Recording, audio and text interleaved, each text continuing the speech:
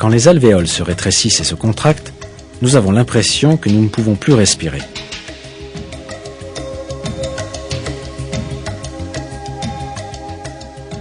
Si la quantité d'oxygène dans le sang est inférieure aux besoins du corps, plusieurs symptômes apparaissent. Une fatigue extrême, des maux de tête, des vertiges, des nausées et une perte des facultés de jugement. Quand une certaine altitude est atteinte, il devient finalement impossible à un être humain de respirer. C'est pourquoi nous avons besoin de bouteilles d'oxygène et de vêtements spéciaux afin de survivre à de telles altitudes. À 5000-7500 mètres au-dessus du niveau de la mer, on peut s'évanouir et tomber dans le coma à cause des difficultés de respirer.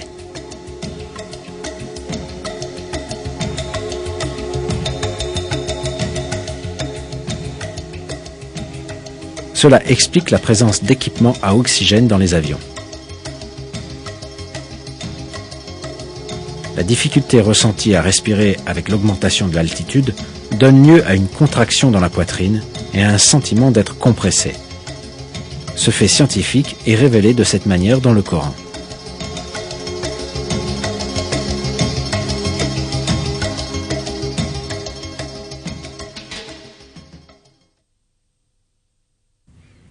Et puis, quiconque Dieu veut guider, il lui ouvre la poitrine à l'islam. Et quiconque il veut égarer, il rend sa poitrine étroite et gênée, comme s'il s'efforçait de monter au ciel. Ainsi Dieu inflige sa punition à ceux qui ne croient pas.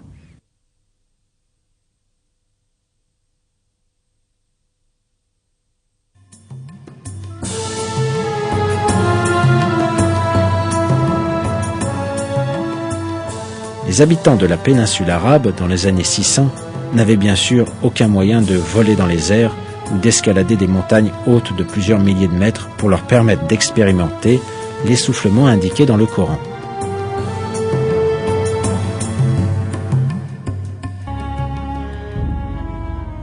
Pourtant, cette information a été donnée aux musulmans dans notre écriture sainte, le Coran, une clarification de toute chose.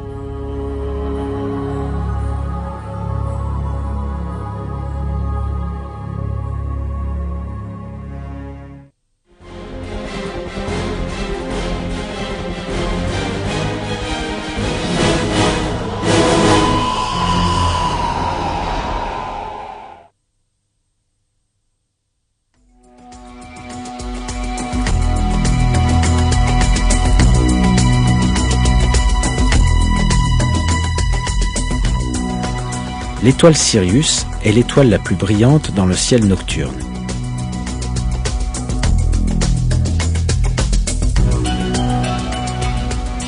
Les astronomes ont calculé qu'elle est distante de nous de 8,5 années-lumière. Ce n'est que très récemment, grâce aux télescopes modernes, qu'on a découvert que Sirius se déplace avec une autre étoile, plus petite qu'elle-même et invisible à l'œil nu. Les scientifiques appellent ce système de deux étoiles Sirius A et Sirius B. La plus grande des deux est Sirius A, qui est l'étoile la plus brillante qu'il est possible de voir à l'œil nu.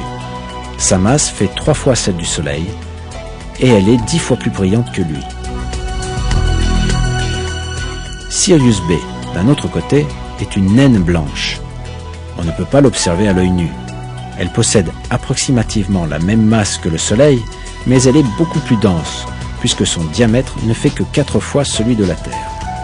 Les étoiles dans le système Sirius se dirigent dans notre direction à des milliers de kilomètres à l'heure.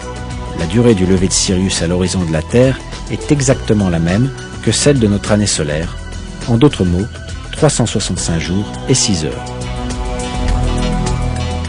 Puisqu'ils avaient découvert cette caractéristique intéressante entre l'étoile Sirius et le système solaire, les anciens Égyptiens déclarèrent que le jour où Sirius apparaît pour la première fois à l'horizon serait le premier jour de leur calendrier.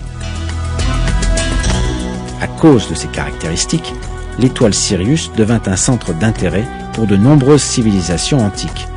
Elles croyaient que cette étoile possédait différents pouvoirs, et certains peuples allèrent même dans leur dépravation jusqu'à l'adorer. Mais le fait est que c'est Dieu, le Seigneur des mondes, qui créa l'étoile Sirius, ainsi que ses caractéristiques, comme il a fait de tout le reste. Dieu fait référence à Sirius, Shira en arabe, dans le verset 40 de la sourate An-Najm du Coran.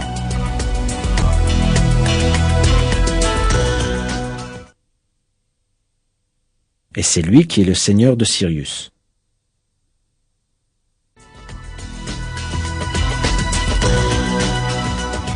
Les étoiles doubles de Sirius orbitent selon des ellipses l'une autour de l'autre.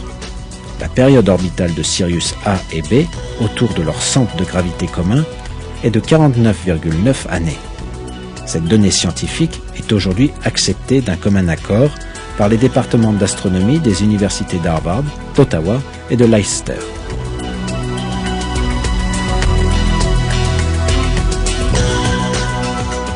Cette information est rapportée de la sorte dans différentes sources. Sirius, l'étoile la plus brillante, est en réalité une étoile jumelle. Son orbite dure 49,9 ans. On sait que les étoiles Sirius A et Sirius B orbitent l'une autour de l'autre en 49,9 ans. Le point requérant ici notre attention est l'orbite double, en forme d'arc, des deux étoiles l'une autour de l'autre. Nous avons vu que l'étoile Sirius est citée dans la sourate An-Najm, verset 49. On rencontre une analogie très sage dans le verset 9 de la même sourate.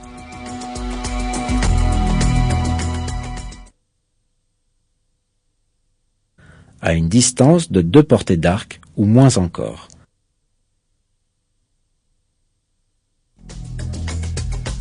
Comme on l'a vu jusqu'ici, l'étoile Sirius est citée dans le verset 49 de la sourate, et le verset 9 de la même sourate contient l'expression 2 portées d'arc, pour se référer aux orbites des deux étoiles. Quand on combine les nombres de ces deux versets, en d'autres mots 49 et 9, on obtient le nombre 49,9, la durée en années des orbites de ces étoiles.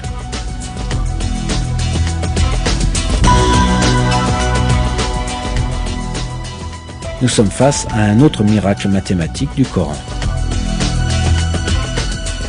Étant donné les moyens technologiques disponibles il y a 1400 ans, il était bien sûr impossible pour les gens de l'époque de savoir que l'étoile Sirius est en fait un système à 2 étoiles, dont une est trop petite pour être vue à l'œil nu, que les 2 orbites de ces étoiles ont la forme d'un arc et que ces orbites durent 49,9 ans.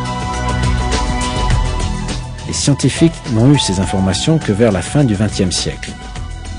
Pourtant, notre Seigneur Tout-Puissant, le Créateur de toutes choses, le dirigeant absolu, a révélé miraculeusement ces faits dans le Coran. Dieu sait mieux.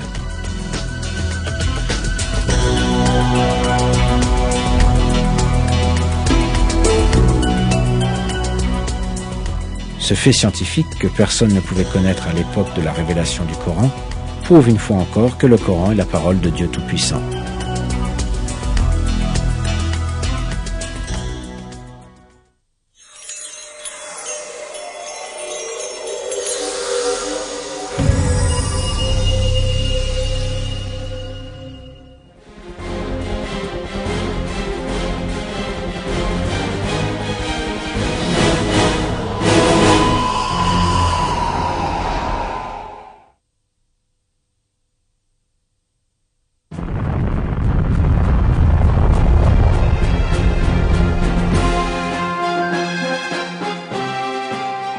Tout ce que nous avons vu dans ce film nous montre un fait évident. Le Coran est un livre ne contenant aucune divergence.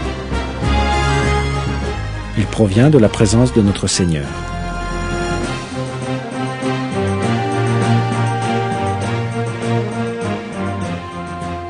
Les sujets mentionnés dans le Coran, les récits du passé ou du futur, et son ordre mathématique contiennent des faits que personne ne pouvait connaître à l'époque. Il était impossible que ces faits aient pu être découverts avec le niveau de science et de technologie de l'époque. Cela est bien sûr une preuve claire que le Coran ne peut pas être la parole d'un être humain.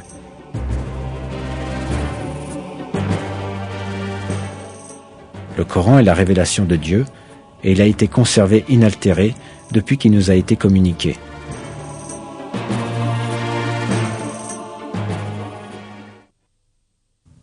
Dis, même si les hommes et les djinns s'unissaient pour produire quelque chose de semblable à ce Coran, ils ne sauraient produire rien de semblable, même s'ils se soutenaient les uns les autres.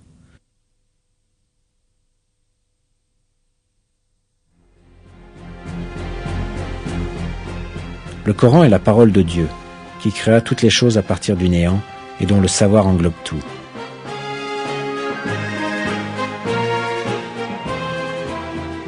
Notre devoir est de nous accrocher fermement à cette écriture divine révélée par Dieu et de l'adopter comme guide.